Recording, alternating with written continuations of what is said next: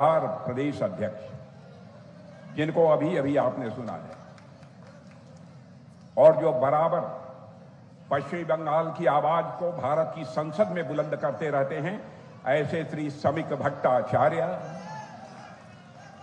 विभाग संयुक्त और हमारे सांसद और महामंत्री श्री ज्योतिर्मय सिंह जी महतो, श्री तुषार जी मजुमदार, विभाग संयोजक श्री उमेश राय जी, श्री देवाशीष जी सामंत, श्री सुरेश शाह, श्री संजय भाटिया, श्री मनीष सिंह, श्री कौशिक चक्रवर्ती, श्री विभव मित्रा, श्री अजीत सामंत, प्रदेश उपाध्यक्ष युवा मोर्चा, और इस सभा में मौजूद मेरे सभी सम्मानित बहनों एवं भाइयों, बांग्ला तो मैं समझता हूं, लेकिन बांग्ला में ठीक तरीके से बोल नहीं सकता, इसलिए मैं हिंदी बोलूंगा। हिंदी चलेगी? चलेगी कि दौड़ेगी? दौड़ेगी। तो एक बार बहनों भाइयों, बांग्लार भाई बोने देर के जानाई आभार शुभेच्छा। बहनों भाइयों, इस बंगाल की महान धरती को मैं शीश झुकाकर मैं नमन करता हूं। मैं जानता हूं इस पश्चिमी बंगाल की धरती के बारे में, जहां यह चैतन्य महाप्रभु की धरती है, जिन्होंने कि यहां पर भक्ति की गंगा को बहाया था, और यहीं से सांस्कृतिक पुनर्जागरण भी प्रारंभ हुआ था। यही वह भूमि है मेरे बहनों भाइयों, जिसने देश को राष्ट्रगान दिया है और राष्ट्रगीत दिया है, वंदे मातरम का मंत्र दिया है, जिसे आज सुनकर हर भारतवासी, चाहे वह भारतवर्ष के अंदर रहता हो अथवा दुनिया के किसी भी देश में रहता हो, इस वंदे मातरम गीत को सुनकर उसका सीना गर्व के साथ चौड़ा हो जाता है। वह भी देने वाले इसी धरती के सपूत थे, बंकिम चंद्र चटर्जी। और आज हमारे प्रधानमंत्री श्री मोदी, नरेंद्र मोदी ने करिश्मा किया है बहनों भाइयों। आजाद भारत में राष्ट्रगान और राष्ट्रगीत, जो दोनों ही पश्चिमी बंगाल की धरती के महापुरुषों ने दिया है, एक साथ गाने का सिलसिला यदि प्रारंभ हुआ है तो हमारे प्रधानमंत्री मोदी जी के रहते हुए यह प्रारंभ हुआ है, इसके पहले कभी नहीं हुआ है। बहनों भाइयों, यह बहादुरों की धरती है, मैं जानता हूं। यह क्रांतिकारियों की धरती है, यह नेताजी सुभाष चंद्र बोस की धरती है, जिन्होंने कहा था तुम मुझे खून दो, मैं तुझे आजादी दूंगा। यह बंगाल की धरती कोई ऐसी वैसी धरती नहीं है।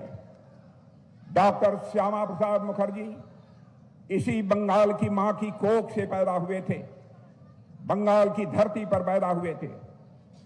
उन्होंने कहा था इस देश में दो विधान, दो निशान और दो प्रधान नहीं चलेंगे बहनों भाइयों।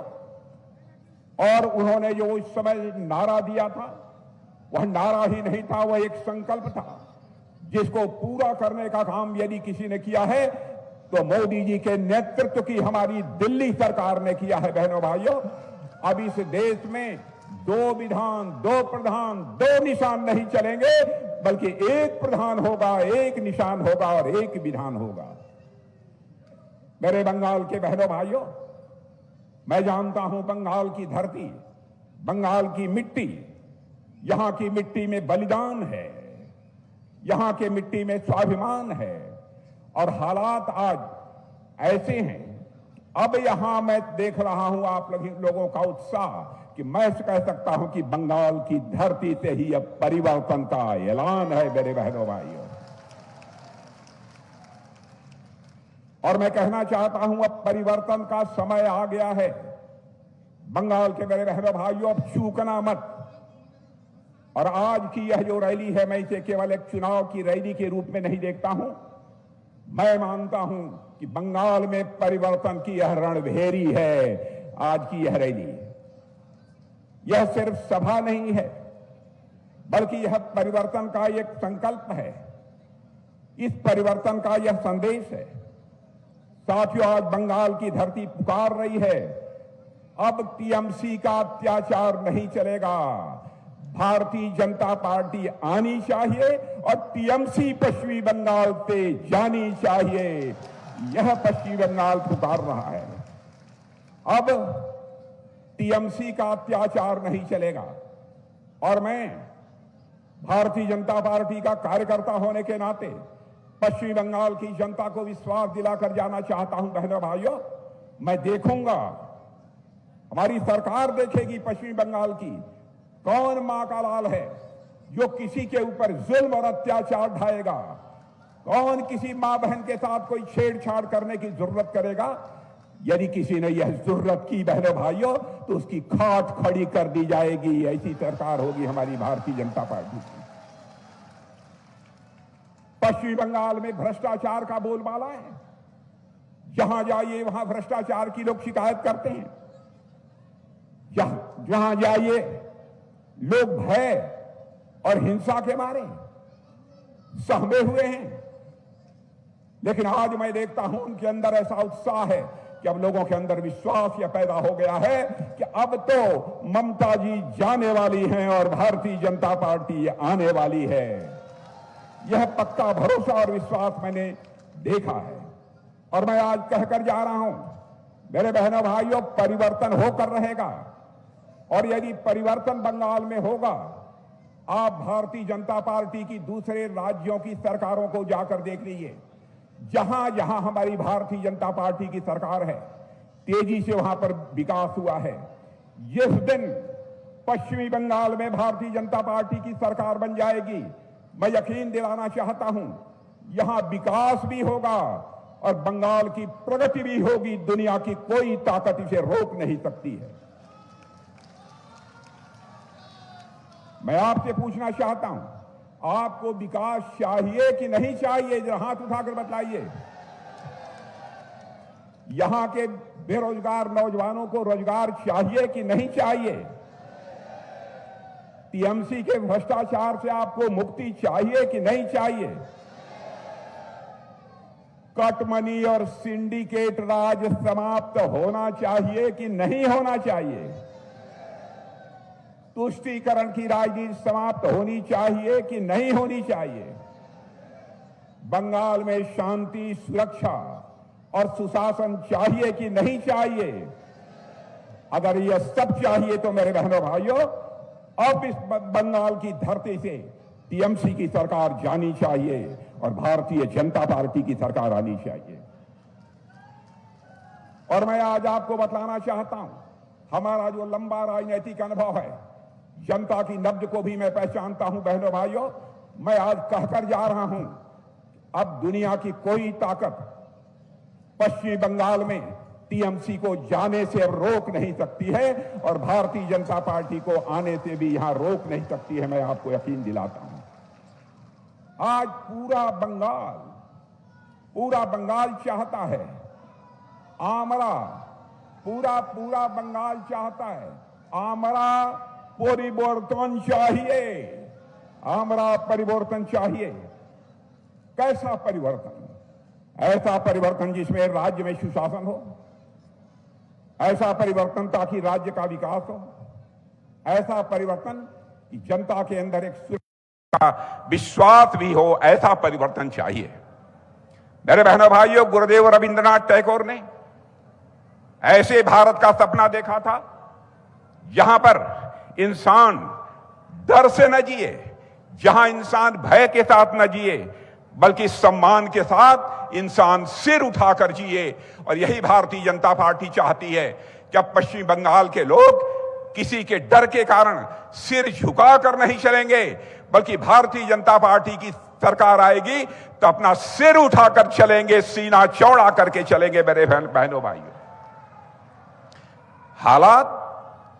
हालात यहां के इतने बदतर हो गए हैं, इतने बदतर हो गए हैं, यहां सभी के मन में डर बैठा हुआ है, कहीं आकर टीएमसी के कुछ लोग हमारे ऊपर आक्रमण न कर दें।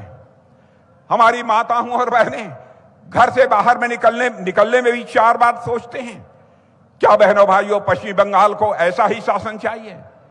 क्या पश्चिम बंगाल को ऐसी ही सरकार चाहिए ताकि लोगों के मन में डर हो, दहशत हो? मैं चाहता हूं भारतीय जनता पार्टी चाहती है पश्चिमी बंगाल के अंदर मेरे बहनों भाइयों ऐसा शासन चाहिए जो हर इंसान सिर उठाकर स्वाभिमान के साथ, सम्मान के साथ अपनी जिंदगी जी सके। हम ऐसा पश्चिमी बंगाल में सरकार चाहते हैं मेरे बहनों भाइयों। मुझे बहुत दुख होता है यह कहते हुए कि वह बंगाल नहीं है जिसका सपना गुरुदेव ने देखा था। और इतना ही नहीं, मैं यह भी कहना चाहता हूं, यह वह बंगाल नहीं रह गया है जिसके लिए नेताजी सुभाष चंद्र बोस ने संघर्ष किया था, जिन्होंने कहा था कि तुम मुझे खून दो, मैं तुझे आजादी दूंगा। साथियों, अब वह समय आ गया है फिर से ऐसा बंगाल बनाने का जहां सभी बिना किसी भय के, बिना किसी डर के खुलकर श्वास ले सकेंगे। युवाओं का भविष्य उज्जवल होगा और महिलाओं को सुरक्षा होगी, यह गारंटी देकर मैं यहां से जाना चाहता हूं। ऐसा पश्चिमी बंगाल होगा, हम यहां से बेरोजगारी को भी समाप्त करेंगे। मैं झूठा नहीं बोलूंगा, झूठ बोलकर, असत्य बोलकर आपका समर्थन नहीं हासिल करना चाहूंगा। बहनों भाइयों, हम लोगों को 5 से लेकर 10 वर्ष तक का समय चाहिए। पश्चिम बंगाल में हम यहां की बेरोजगारी की समस्या से छुटकारा दिलाएंगे, यह मैं आपको यकीन दिलाकर जाना चाहता हूं। हम टीएमसी की तरह समाज को बांटकर राजनीति नहीं करना चाहते, क्योंकि हम सरकार केवल बनाने के लिए राजनीति नहीं करते हैं, केवल सरकार बनाने के लिए राजनीति नहीं करते हैं। भारतीय जनता पार्टी राजनीति करती है तो समाज बनाने के लिए राजनीति करती है, देश बनाने के लिए राजनीति करती है। मेरे बहनों भाइयों, हम तो ऐसा पश्चिमी बंगाल चाहते हैं जहां आर्थिक विकास भी हो, महिलाओं को सुरक्षा भी हो, सामाजिक सद्भाव हो, यानी भाईचारे का नाता हो। लेकिन दुर्भाग्य है, इस राज्य के मुख्यमंत्री का नाम ममता जी है। ममता जी, नाम में ममता है, ममता दी बड़े प्यार से कहकर लोग पुकारते रहते थे। लेकिन सवाल है, मैं ममता जी से पूछना चाहता हूं, ममता दी, आपकी ममता किसके लिए है? आपकी ममता किसके लिए है? क्यों नहीं जुल्म करने वाले, अत्याचार करने वालों को आप दंडित करती हैं? क्या कारण है? इस सवाल का जवाब यह पश्चिमी बंगाल की जनता है, चाहती है। क्या यह ममता आपकी गरीबों के लिए क्यों नहीं है? मैं पूछना चाहता हूं, 15 वर्षों तक आपने हुकूमत चलाई है, क्यों नहीं पश्चिमी बंगाल की गरीबी दूर हुई है? क्यों नहीं यहां की बहु बेटियां अपने को सुरक्षित महसूस करती हैं? क्या कारण है? इसका जवाब भी पश्चिम बंगाल की जनता आपसे चाहती है। ममता दीदी, आपकी ममता केवल गलत काम करने वालों के प्रति है क्या? केवल जो दहशत फैलाने वाले हैं, जो गुंडागर्दी करने वाले लोग हैं, उन्हीं के प्रति आपकी ममता है? बंगाल के बहनों भाइयों के प्रति हमारी ममता नहीं है, जो अपने जिस्म का पसीना बहाकर बंगाल को एक धनवान राज्य बनाना चाहते हैं, ऐसा राज्य बनाना चाहते हैं जो हिंदुस्तान का नंबर 1 राज्य बनकर खड़ा हो जाए। लेकिन बहनों भाइयों, सच्चाई यह है कि ममता जी केवल कि ममता मैं देखता हूं पश्चिम बंगाल में, यह केवल अपराधियों के लिए है। अवैध घुसपैठियों के प्रति उनकी ममता है, धर्म विशेष के लोगों के प्रति इनकी ममता है, महिलाओं के जो गुनहगार हैं उनके प्रति इनकी ममता है। मेरे बहनों भाइयों, ऐसी ममता आपको चाहिए? ऐसा लगता है कि पश्चिम बंगाल में अपराधियों को अब यह विश्वास हो गया है कि हम चाहे जो करें, ममता दीदी की ममता अब हमारे साथ रहेगी, यह अपराधियों को अब विश्वास हो गया है। नेशनल क्राइम रिकॉर्ड ब्यूरो के आंकड़े यह बतलाते हैं, महिलाओं के खिलाफ सर्वाधिक अपराध, सर्वाधिक जुल्म यदि हिंदुस्तान के किसी राज्य में होते हैं तो पश्चिम बंगाल में। यह विद्वानों की धरती है, जिन लोगों ने अपना खून बहाया है भारत को आजादी दिलाने में, भारत माता के पैरों में पड़ी हुई गुलामी की बेड़ियों को काटने में। यह ऐसे लोगों की धरती है और वहां पर ऐसे हालात पैदा हुए हैं। इसलिए मैं कहता हूं, बंगाल में कानून का राज नहीं है, बल्कि बंगाल में मेरे बहनों भाइयों कानून तोड़ने वालों का राज है, हो गया है। और मैं आपको यकीन दिलाता हूं, जिस दिन बंगाल में भाजपा की सरकार आ जाएगी, 1 महीने के अंदर कानून तोड़ने वाले या तो जेल में होंगे या भगवान जाने कहां होंगे। मेरे बहनों भाइयों, एसिड अटैक के मामले होते हैं, अपहरण के मामले, तस्करी के मामले में, कानून व्यवस्था के मामले में पश्चिम बंगाल की हालत बहुत ही दयनीय हो गई है, बहुत ही खराब है। आज मैं यहां पर संदेश खाली की घटना की भी चर्चा करना चाहता हूं। मैं भारतीय जनता पार्टी का राष्ट्रीय अध्यक्ष था। उस समय जब संदेश खाली की घटना हुई थी, उस समय मैं आया था। कितनी शर्मनाक घटना हुई थी। संदेश खाली की घटना के कारण पूरे देशवासियों का मस्तक शर्म से झुक गया था। महीनों तक आदिवासी बहनों का शोषण होता रहा, लेकिन उनकी शिकायत सुनने वाला कोई नहीं था। उनकी शिकायत दर्ज नहीं की गई। सत्ताधारी टीएमसी से जुड़े लोगों ने जमीन उनकी अवैध रूप से कब्जा कर ली। महिलाओं की अस्मिता को कुचलने का मामला था, गरीबों का हक छीनने का मामला था। जब सत्ता में बैठे हुए लोग ही इस तरीके से शोषण करें, आरोपी बन जाएं, तो पीड़ितों का उद्धार कैसे होगा? पीड़ितों को बचाने का काम मेरे बहनों भाइयों कैसे होगा? पीड़ितों की आवाज कौन सुनेगा? मां दुर्गा की उपासना करने वाली यह धरती पर यह अपराध हुआ है। एक महिला मुख्यमंत्री के रहते हुए इस प्रकार के अपराध हमारी माताओं बहनों के साथ होते हैं। कैसे पश्चिम बंगाल की जनता इसे बर्दाश्त करेगी? बताया गया है कि अपराधियों को बराबर संरक्षण दिया जाता रहा है। ममता जी की हुकूमत में अदालत को भी कहना पड़ा कि सरकार व्यक्ति विशेष को बचाने में इतनी रुचि क्यों ले रही है। यह सरकार किसी व्यक्ति विशेष यानी अपराधी विशेष को बचाने में इतनी दिलचस्पी क्यों ले रही है। और जब बहनों भाइयों हमारे मीडिया के मित्रों ने उस घटना को समाचार पत्रों में हाईलाइट किया, तब जाकर आरोपी को पकड़ा गया था। इसके लिए मैं अपने मीडिया के मित्रों को भी धन्यवाद देना चाहता हूं। ममता दी, मैं आपसे पूछना चाहता हूं, क्या अपराधियों पर नकेल कसने के लिए हमेशा मीडिया और कोर्ट को दखल देनी पड़ेगी? हमेशा ऐसे ही हालात रहेंगे?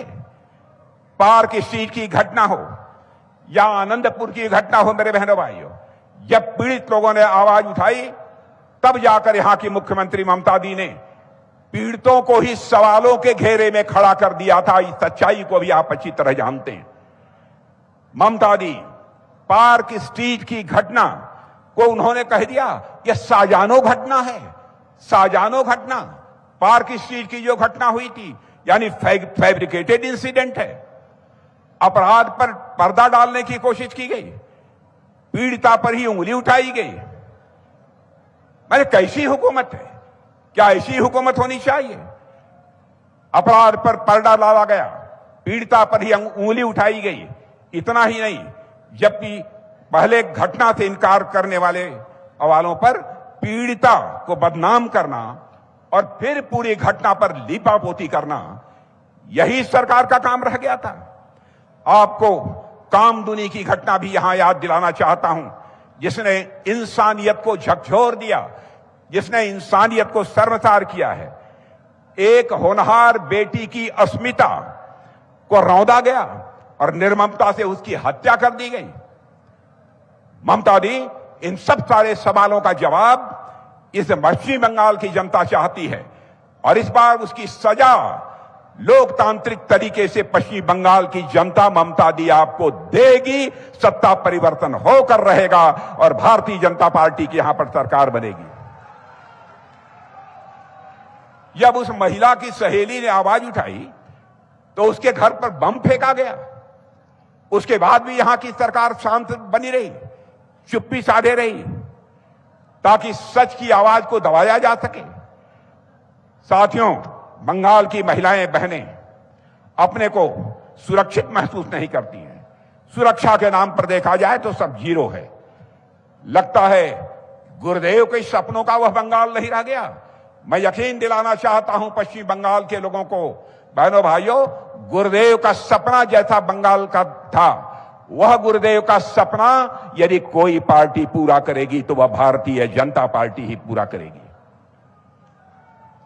नेताजी का सपना, बंकिम बाबू का सपना, गुरुदेव रविन्द्रनाथ टैगोर का सपना यदि कोई पूरा करेगा तो भारतीय जनता पार्टी पूरा करेगी। मेरे बहनों भाइयों, हमारी लड़ाई किसी व्यक्ति विशेष के खिलाफ नहीं है, व्यक्ति के खिलाफ हमारी लड़ाई नहीं है, हमारी लड़ाई है भ्रष्टाचार के खिलाफ है, हमारी लड़ाई है अपराधियों को संरक्षण देने वालों के खिलाफ है।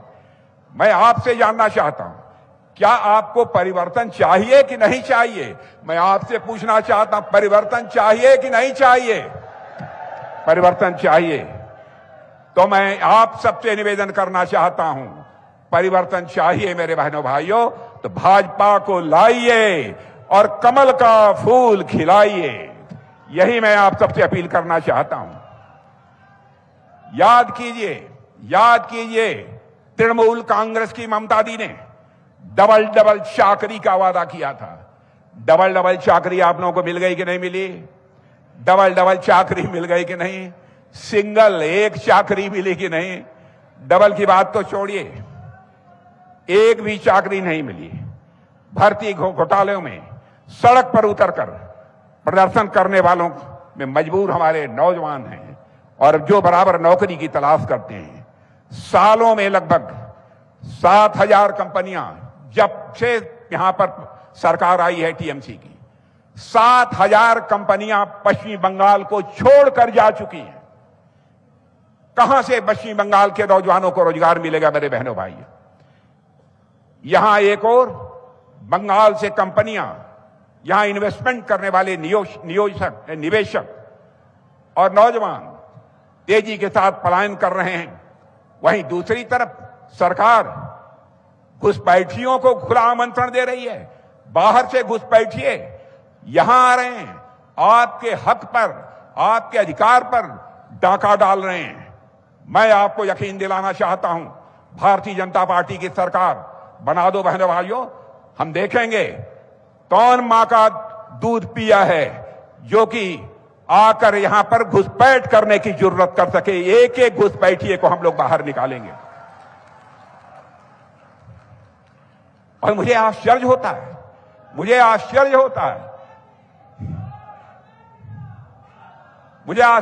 है यहां की मुख्यमंत्री सुप्रीम कोर्ट में खड़े होकर घुसपैठियों की पैरवी कर रही हैं। क्या हो गया है ममता दी को? बहनों भाइयों, जिन नौजवानों के हाथों में नियुक्ति पत्र, अपॉइंटमेंट लेटर होना चाहिए था, आज उन नौजवानों के हाथों में बैनर और पोस्टर है। अपने हाथों के लिए रोजगार मांग रहे हैं, अपने लिए नौकरी मांग रहे हैं, और यहां रोजगार नहीं मिल रहा है, यहां नौकरी नहीं मिल रही है, तो दूसरे राज्यों को उनको पलायन करना पड़ रहा है। कहां गया ममता दी? आपका डबल चाकरी का नारा आपने पश्चिम बंगाल की जनता को दिया था, डबल चाकरी मिलेगी, कहां चला गया? इसलिए मैं अपील करने आया हूं मेरे बहनों भाइयों, अब पश्चिम बंगाल को सिंगल इंजन की सरकार नहीं चाहिए, बल्कि पश्चिम बंगाल को डबल इंजन की सरकार चाहिए मेरे बहनों भाइयों। यानी इस राज्य में भी सरकार हो और जिसकी केंद्र में भी सरकार हो, जो विकास भी दे सके, जो विश्वास भी दे सके, जो अपराधियों को जेल भी दे सके और आपको रोजगार भी दे सके, जो माताओं और बहनों को सुरक्षा भी दे सके। ऐसी सरकार चाहिए जो आपके लिए मकान बनवाए, जो आपके लिए अन्य आवश्यकताएं आपकी पूरी कर सके। ऐसी सरकार यहां पर चाहिए, और ऐसी सरकार चाहिए जो यहां के नौजवानों को पलायन करने के लिए दूसरे राज्यों में जाकर रोजी रोटी की तलाश करने के लिए मजबूर न करे। ऐसी सरकार की यहां पर जरूरत है। डबल इंजन की सरकार का मतलब है मेरे बहनाइयों, राज्य और केंद्र की ताकत मिलकर बंगाल को अवसरों की धरती बना दे। यहां सब कुछ मिलेगा। ऐसा माहौल पूरे पश्चिम बंगाल में बनना चाहिए। आप देखते होंगे हमारे जहां भाजपा की सरकारें हैं, जाकर देख लीजिए, सड़कें तेजी से बन रही हैं, इंफ्रास्ट्रक्चर का विकास तेजी के साथ हो रहा है, उद्योगों का विस्तार हो रहा है। बाहर से कंपनियां आकर, हमारे उत्तर प्रदेश के मुख्यमंत्री तो अभी जापान, दूसरे देशों में गए थे और वहां से बड़े बड़े उद्योगपतियों को लाकर उत्तर प्रदेश में पूंजी निवेश करा रहे हैं। क्या ममता जी आप यह नहीं कर सकती हैं? क्यों नहीं कर सकती हैं? अब समय आ गया है कि बंगाल अब डर से नहीं, विश्वास से चलेगा मेरे बहनों भाइयों। अराजकता नहीं, व्यवस्था से चलेगा पश्चिमी बंगाल, रुकावट से नहीं, बल्कि हमारा पश्चिमी बंगाल अब तेज गति से चलेगा, यह मैं आपको विश्वास दिलाता हूं।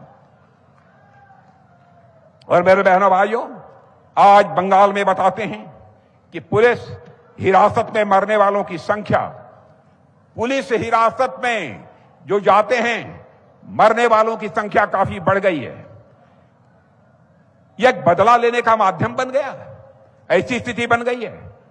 मुझे लगता है कि बंगाल में जनतंत्र नहीं है, बल्कि बंगाल में अब डर तंत्र का शासन हो गया है, ऐसी स्थिति है। छात्र नेता अनीस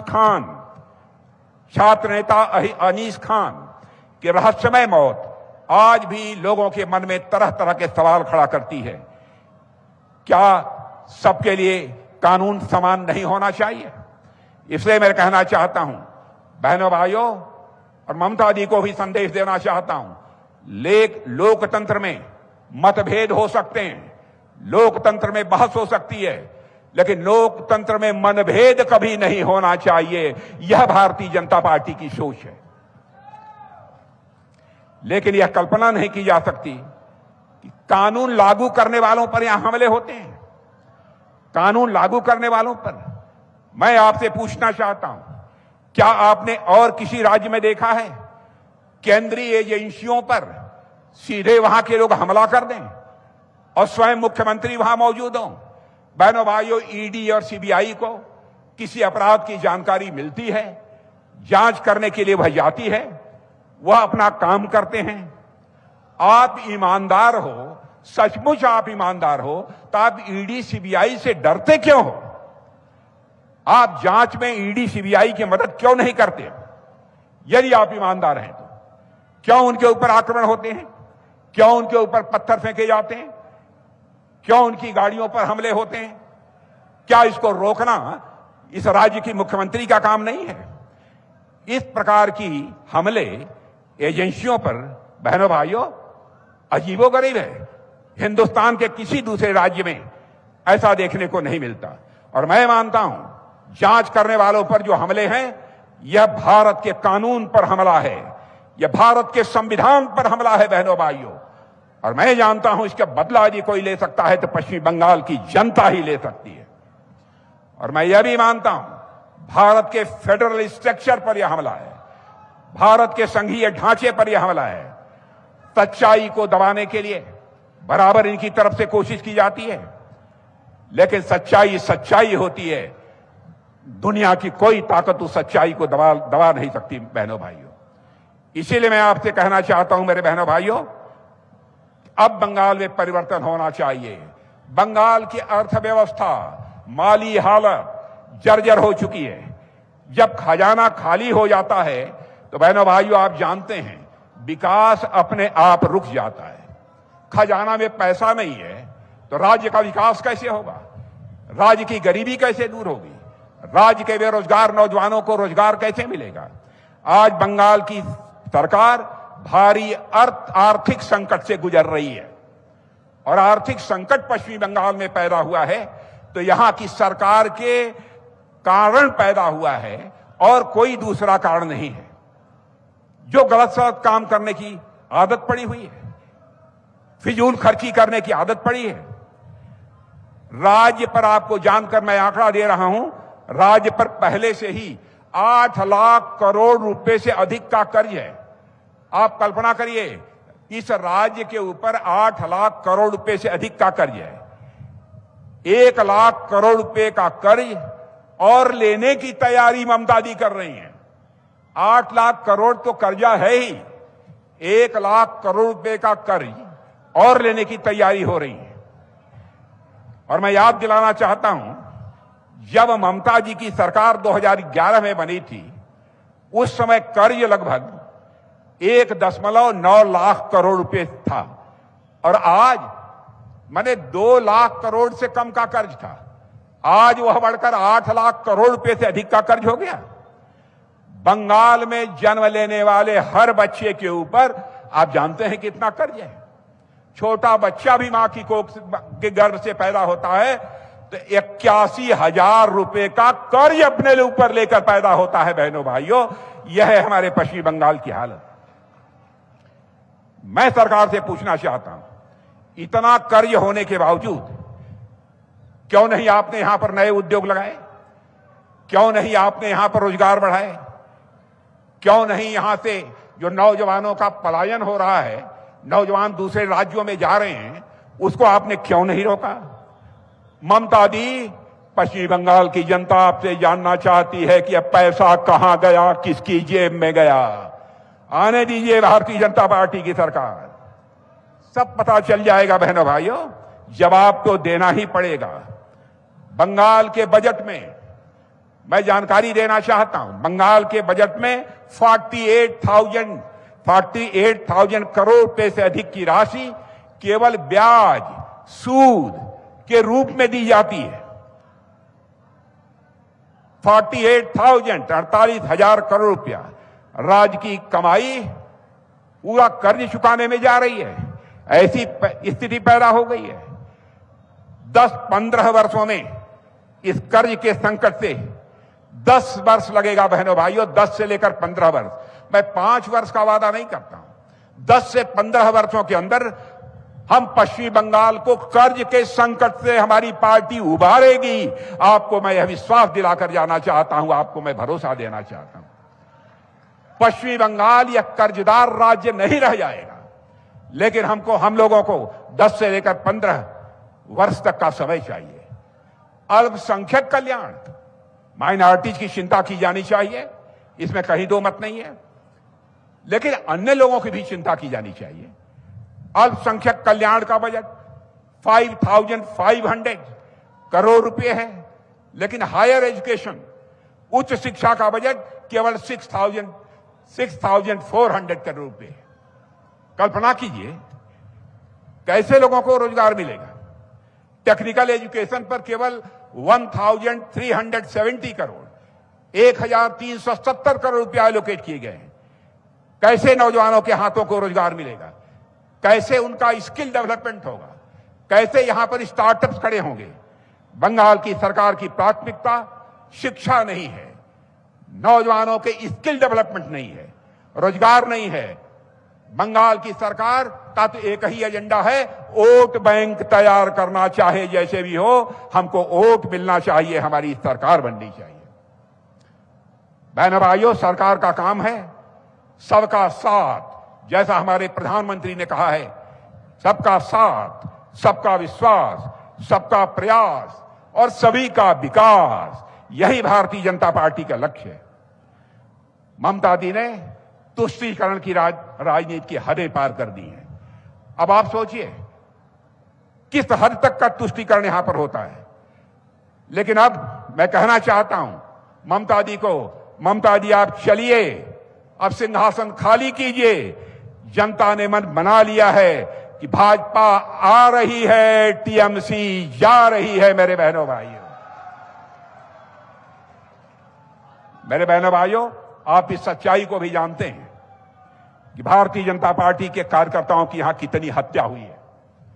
मुझे हम समीक भट्टाचार्य जी बतला रहे थे, 3,000 से अधिक हमारे भारतीय जनता पार्टी के कार्यकर्ताओं की जानें गई हैं। कैसे कोई इसे बर्दाश्त कर सकता है? अन्य सारे लोगों की कितनी जानें गई होंगी, इसकी कल्पना नहीं की जा सकती है। हम लोगों ने दिल्ली से एक फैक्ट फाइंडिंग कमेटी यहां पर भेजी थी बहनों भाइयों, और उन्होंने पाया कि अल्ता बोरिया गांव दलित बहुल गांव है। उस गांव में, इस गांव के लोग टीएमसी के आतंक और अत्याचार के कारण अपना घर छोड़कर बाहर जा रहे हैं, भग गए हैं वहां के लोग। यह मुझे बतलाया गया है। और इतना ही नहीं, पता चला है कि ग्रामीणों के सामान, मवेशी सब टीएमसी के लोगों ने लूट लिए। ऐसा जंगल राज, कानून व्यवस्था नाम की कोई चीज नहीं है। बहनों भाइयों, बंगाल के नौजवानों को मिलने वाला यह अवसर घुसपैठिए छीन रहे हैं। जमीनों पर घुसपैठियों के द्वारा कब्जा किया जा रहा है। बंगाल की जनता सेकंड क्लास सिटीजन बन गई है। कैसे भारतीय जनता पार्टी से बर्दाश्त कर सकती है? बहनों भाइयों, हम भी हिंदू मुसलमान की राजनीति नहीं करना चाहते जैसे ममता बनर्जी करती हैं। हम इंसाफ और इंसानियत की राजनीति करने वाले लोग हैं। हम किसी पर न जुल्म ढाएंगे, न किसी प्रकार का कोई जुल्म हम बर्दाश्त करेंगे। यह भारतीय जनता पार्टी की नीति है।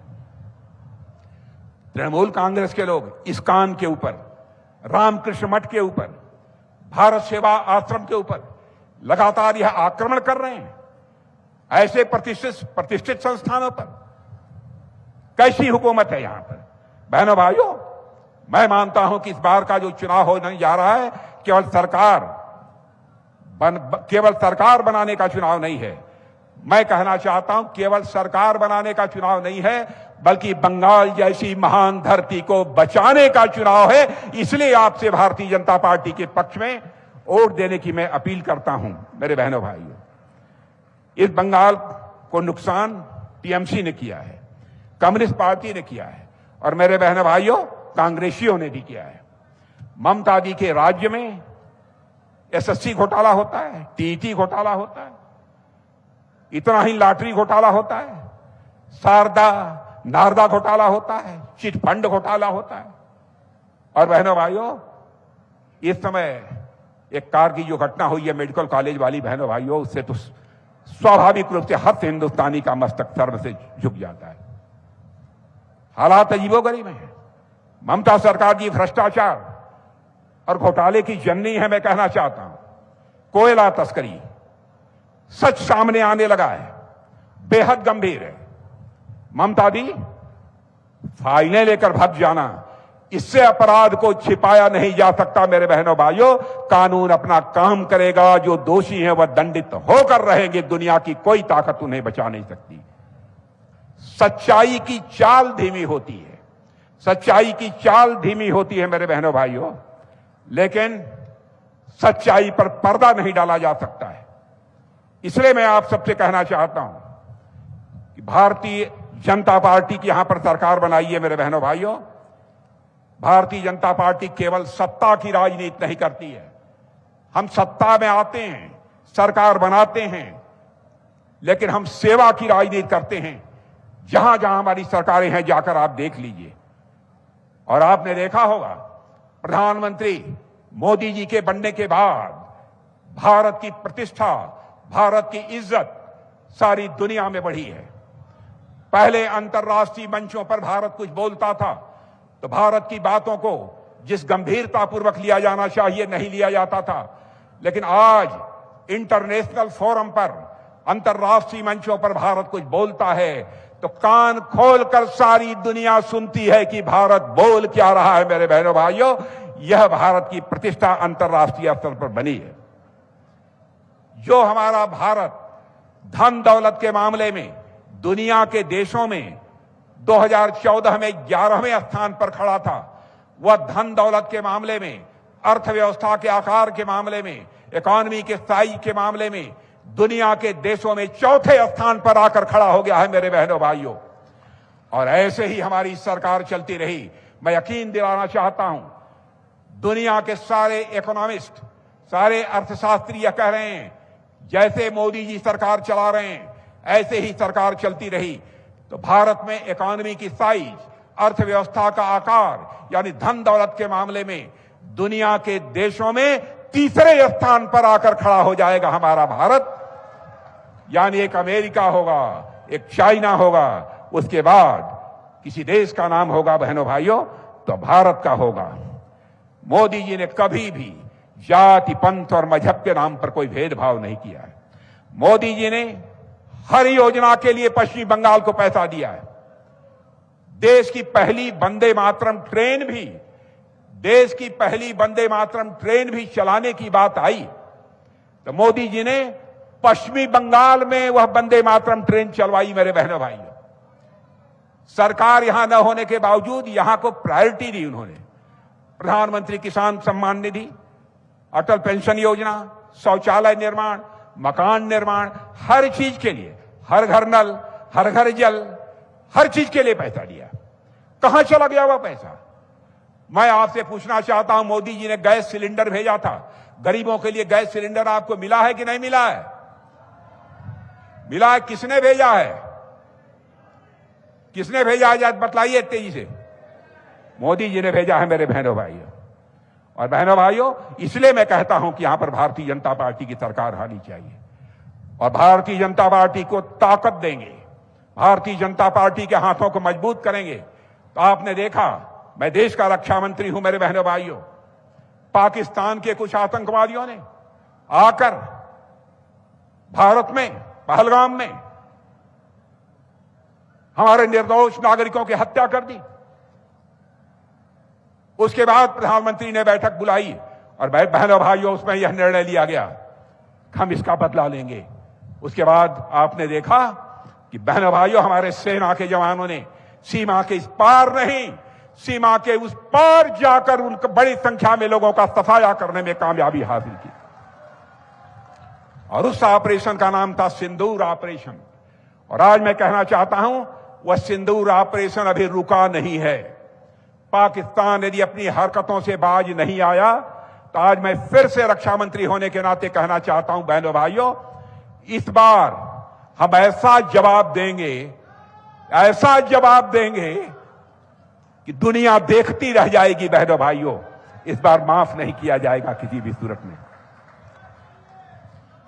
मैं आपसे कहने आया हूं बहनों भाइयों, बंगाल का भविष्य बदल रहा है और इस बार का चुनाव केवल साधारण चुनाव नहीं है। यह आजादी, आपको आजादी मिलेगी। जिस तरीके से लोग यहां पर डरे हुए हैं, सहमे हुए हैं, उससे आपको आजादी मिलेगी। बंगाल को यह बचाने का चुनाव है, इसलिए मैं अपील करने आया हूं। आपका समर्थन भारतीय जनता पार्टी को मिलना चाहिए और इस बार की चुनाव, इस बार की लड़ाई न्याय और अन्याय, न्याय और अन्याय के बीच है मेरे बहनों भाइयों। और इस बार की लड़ाई पश्चिम बंगाल के नौजवानों का भविष्य बनाने की लड़ाई है बहनों भाइयों, यह भी कहने आया हूं। इसलिए मैं आपसे अपील करना चाहता हूं, बहनों भाइयों, आपका समर्थन भारतीय जनता पार्टी को प्राप्त होना चाहिए। और इस समय सारे विश्व की हालत कैसी है आप देख रहे हैं। अमेरिका, इजराइल और ईरान, किस तरीके का इस समय युद्ध चल रहा है, माहौल चल रहा है, उसको भी आप अच्छी तरह से देख रहे हैं बहनों भाइयों। लेकिन भारत तो शांति का पुजारी है। जैसे रूस और यूक्रेन में लंबे समय से युद्ध चल रहा था, तो हमारे प्रधानमंत्री ने रूस से भी बात की, यूक्रेन से भी बात की, अमेरिका के भी राष्ट्रपति से बात की। 4 घंटे के लिए युद्ध रुक गया और यूक्रेन से 10 लाख की संख्या में नौजवानों को बाहर निकालने में हमने कामयाबी हासिल की थी। यह है भारतीय जनता पार्टी की सरकार। इसलिए मैं आप सभी से अपील करना चाहता हूं मेरे बहनों भाइयों, इस बार भारतीय जनता पार्टी के हाथों को मजबूत करिए, भारतीय जनता पार्टी को मजबूत बनाइए। और आपको तो मैं कहूंगा, समिक भट्टाचार्य जैसा तेज तर्रार प्रदेश अध्यक्ष मिला है, जिसके भाषण को आपने भी सुना है बहनों भाइयों। एक अच्छी खासी टीम इनके साथ काम कर रही है। इन लोगों का संकल्प है कि हम पश्चिम बंगाल का भविष्य बनाएंगे और 10 से लेकर 15 वर्षों के अंदर पश्चिम बंगाल में ऐसे हालात पैदा करेंगे ताकि पश्चिमी बंगाल की शोहरत केवल भारत की सीमाओं तक सीमित न रहे, बल्कि दुनिया के कोने कोने तक जाए। इसलिए आप यदि समर्थन देना चाहते हैं तो मैं आप सभी से निवेदन करूंगा, एक बार दोनों हाथ उठाकर तालियां बजा दीजिए और भारतीय जनता पार्टी को समर्थन दीजिए। यही अपील करते हुए और आप सभी को धन्यवाद देते हुए अपनी बात समाप्त करता हूं। बोलिए भारत माता की, भारत माता की। भाई साहब फ्लैग ऑफ करना है ये परिवर्तन यात्रा का। बोलो भारत माता की।